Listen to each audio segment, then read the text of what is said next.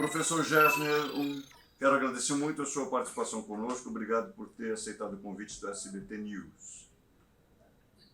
Grande prazer conversar com você, um grande prazer conversar com os espectadores de SBT News. Professor, quer dizer que existe uma possibilidade aí de um recálculo sobre a conta de energia elétrica que tenderia a favorecer o consumidor? Nós acreditamos que sim, porque hoje, no mercado livre de energia, onde há uma oferta e uma demanda de excedentes de energia, a ANEEL fixa o preço e nessa fixação há uma grande influência de Itaipu e uma grande influência, naturalmente, do preço do dólar. Nós acreditamos que o cálculo do preço de liquidação de diferenças, que é um preço que influencia a contratação de energia por parte das empresas, deveria ter como referência o mercado nacional, porque a energia é um bem que é comercializado internamente, não deveria ter essa influência externa tão forte. Fazendo esse recálculo e verificando qual que é o impacto que isso teria na inflação, no preço que todo mundo paga pelos bens e serviços, nós chegamos a um impacto de 0,32 pontos percentuais da inflação. Isso é 3 vezes o impacto que vai ter, por exemplo, o impacto estimado no aumento nos tributos sobre combustíveis, só para dar uma noção de como é um impacto relevante. E por que não está havendo esse recálculo por parte da agência? Nós acreditamos que essa é uma prática que foi adotada e é uma resolução antiga da ANEEL e que precisaria ser revisitada, porque, veja, com um regime de chuvas muito favorável no sentido que os reservatórios estão cheios, inclusive tem havido esses reservatórios têm vertido, ou seja, tem sido liberada a água porque eles estão muito cheios e nesse momento tem uma oferta grande de energia reservada. Portanto, o preço de liquidação de diferenças, que é a referência para o mercado livre, deveria estar mais baixo. No entanto, ele cresceu em termos reais. Isso nós acreditamos que é uma distorção em que deveria ser recalculado utilizando como referência o mercado doméstico, aquela energia de Itaipu destinada ao mercado doméstico, e fazendo esses cálculos nós chegamos a um preço mínimo, um preço de liquidação de diferença mínimo bem menor do que os atuais R$69 por megawatt-hora. Nós chegamos a R$17 por megawatt-hora, portanto uma diferença de cerca de R$51, que acaba repercutindo sobre o custo de contratação de energia. Ora, se as empresas gastam mais com energia, isso vai para os seus custos e vai para os preços que todos os consumidores pagam de bens e serviços, sobretudo daqueles bens e serviços que usam muita energia. Então, nós acreditamos que essa distorção precisa ser corrigida e isso tem um impacto positivo sobre a inflação. 0,32 pontos percentuais na inflação é cerca de 10% da meta inflacionária, que é de 3%. Portanto, realmente acho que é algo que precisa ser visto com muito cuidado. Ou seja, não é apenas porque essa contratação no Mercado Livre se dá originalmente para as pessoas jurídicas, para as empresas, que o reflexo da ausência desse recálculo não vai se apresentar no dia a dia das pessoas. Exatamente, Guto, porque como as empresas pagam mais caro pela energia, quando elas contratam no Mercado Livre, que é um mercado importante e de importância crescente no Brasil, e isso é algo positivo, inclusive, como elas pagam mais caro, custo de produção das empresas é maior, portanto, os preços que essas empresas cobram também é maior. Nós fizemos um estudo justamente mostrando esses cálculos e mostrando como que o aumento para as empresas acaba repercutindo sobre o índice de preços ao consumidor ampliado, que é justamente o índice oficial de inflação no Brasil. Agora, existe um dispositivo legal, ou ao menos uma liminar, que vai no sentido do que o senhor propõe. Exato. Nós iniciamos esse debate, é claro, há uma discussão na justiça que transcende, né, o escopo do estudo, mas nós iniciamos esse debate chamando atenção para esse problema de uma distorção na definição, na fixação do PLD mínimo, preço de liquidação de diferença mínimo. E, naturalmente, as decisões judiciais, o próprio regulador, a ANEEL, certamente poderá se debruçar sobre os aspectos técnicos e verificar que seria desejável que houvesse uma correção dessa distorção, porque o preço que nós pagamos pela energia elétrica não pode variar de acordo com fatores internacionais, de acordo com o dólar. Por excelência, a energia elétrica é uma utilidade pública de natureza não comercial, de natureza doméstica. Não deveria ser tão influenciada por fatores externos à economia brasileira.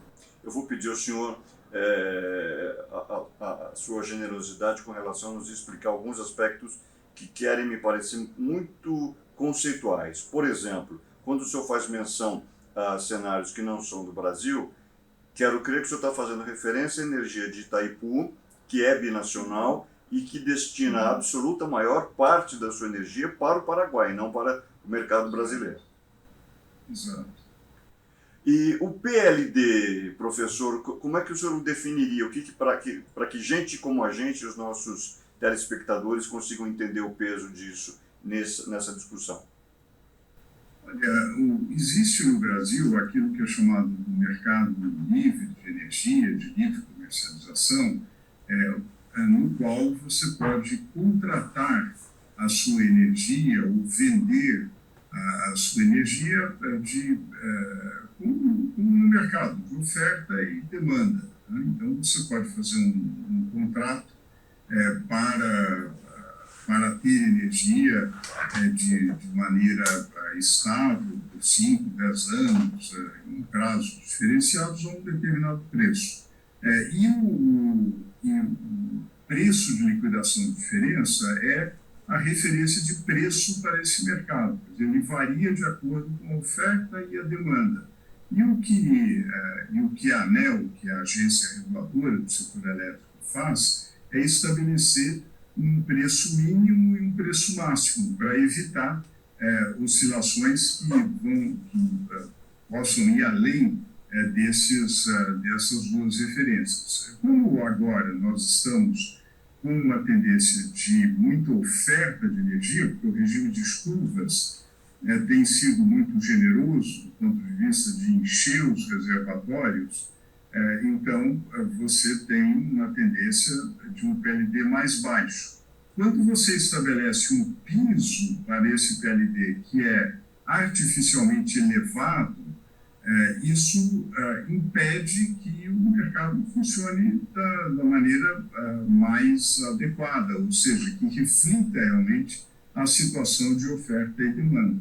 O que nos chamou a atenção e que levou à elaboração da nota técnica que fizemos foi justamente isso, quer dizer, num regime de chuvas extremamente generoso, com reservatórios muito cheios, inclusive vertendo água, nós temos um PLD que é maior do que os anos anteriores, que aumentou em termos reais. E isso não faz sentido do ponto de vista do movimento de mercado, o que nos levou a revisitar a metodologia, a maneira pela qual é fixado o PLD e verificamos que é dado muito peso a Itaipu e muito peso uma grande parcela dessa energia de Itaipu que não vem para o mercado nacional, mas que fica no Paraguai, e também uma energia que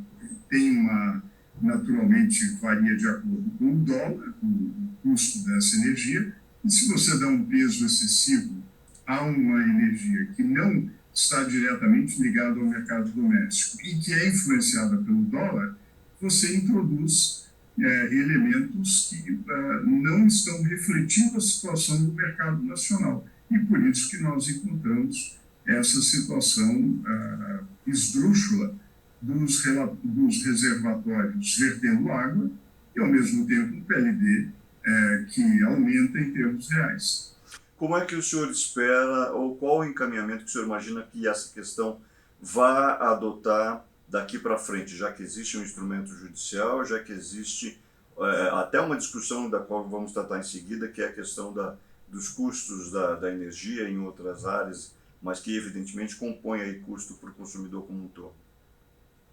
Acho que, naturalmente, nosso objetivo é que haja um debate técnico em torno do tema para fixar o PLD de uma forma a eliminar as distorções que nós apontamos. Isso seria o mais desejável do ponto de vista técnico, econômico, né?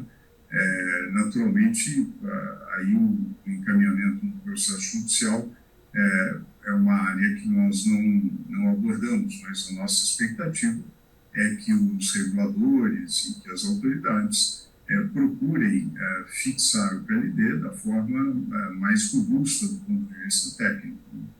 Muito bem. Professor, como é que a gente consegue fazer um paralelismo aí, ou cruzar este cenário que o senhor nos descreve com o cenário mais candente, mais, como a gente diz no jornalismo, mais chapa-quente da atualidade, no que diz respeito às oscilações aí de custos dos combustíveis, notadamente etanol e gasolina, que voltam a ser onerados? Uma coisa pode amparar a outra no sentido de ajudar o consumidor?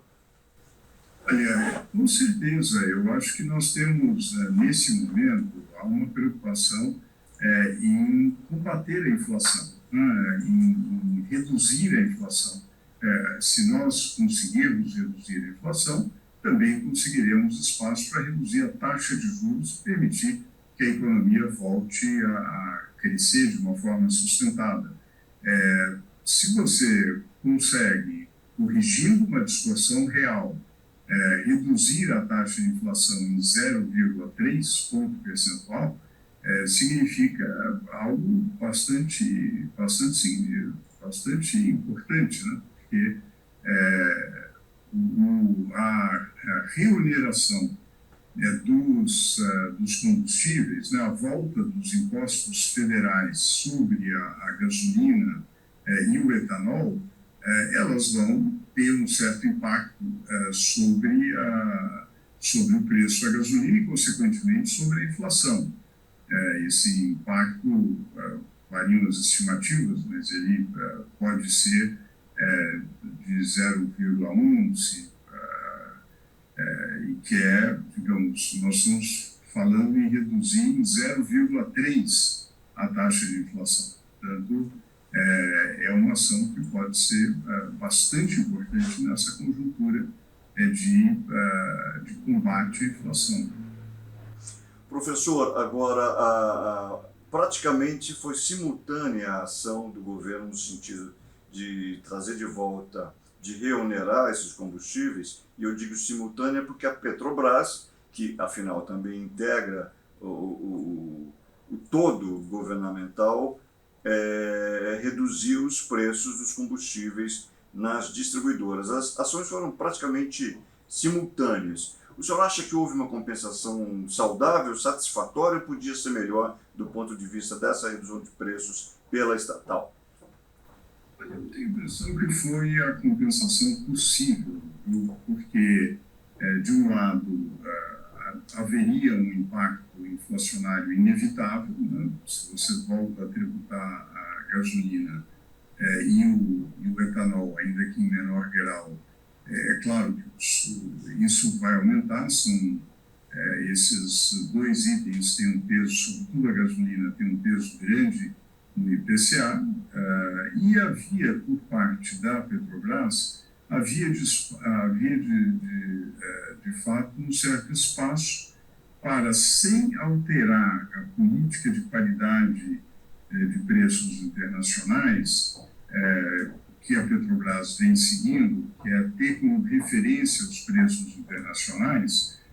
A Petrobras, quando ela tinha aquilo que o ministro da Fazenda chamou de um colchão, ela usou esse colchão, me parece que usou de maneira oportuna. Justamente quando você vai onerar um item importante, que é a gasolina, você aproveita para reduzir o preço. Não há assim, um grande espaço, etc., mas eu acho que foi oportunamente aproveitado. É importante evitar qualquer tipo de política artificial de preços. Quer dizer, a Petrobras não pode fugir dessa referência internacional. Veja o contraste com a energia elétrica. A energia elétrica é não comerciável, diferente do petróleo, que é uma commodity internacional.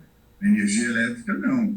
Então, no petróleo deve sim haver uma referência aos preços internacionais, diferente do caso da energia elétrica. Professor Gésler Oliveira, quero agradecer muito a sua participação conosco. Contamos sempre com sua presença aqui no SBT News. Até uma próxima vez. Até uma próxima, um grande prazer estar aqui.